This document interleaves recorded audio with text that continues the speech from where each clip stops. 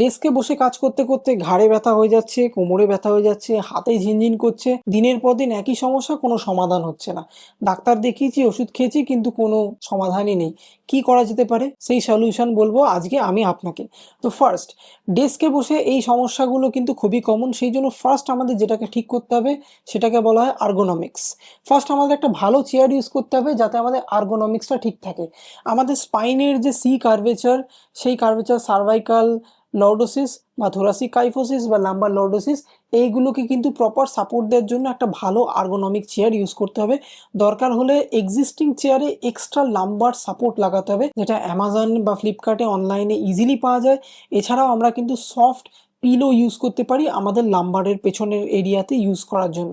Second হচ্ছে নেকের ক্ষেত্রেও তাই, নেকের ক্ষেত্রেও কিন্তু আমাদের একটা সাপোর্টের প্রয়োজন হয়। থার্ড, যতই সাপোর্ট হোক না কেন, আমি যদি সেই একই জায়গায় বসে 3 থেকে 4 ঘন্টা কাজ করে যাই, তাহলে কিন্তু আমার back pain, low back pain, নেক পেন, রেডিকুলোপ্যাথি সিমটম হবে।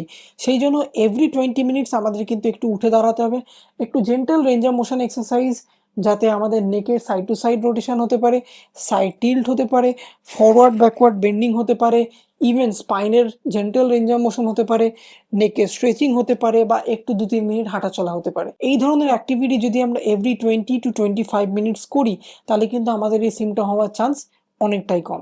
থার্ড টিপ হচ্ছে হাইড্রেশন।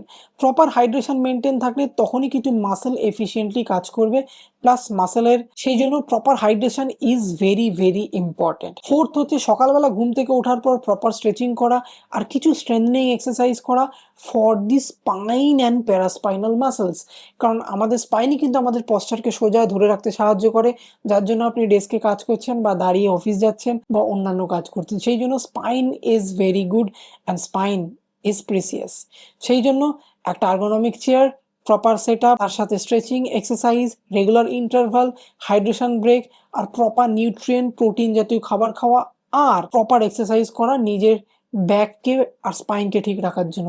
এই কটা স্টেপস করলেই কিন্তু আপনার স্পাইন আপনাকে থ্যাংক ইউ জানাবে।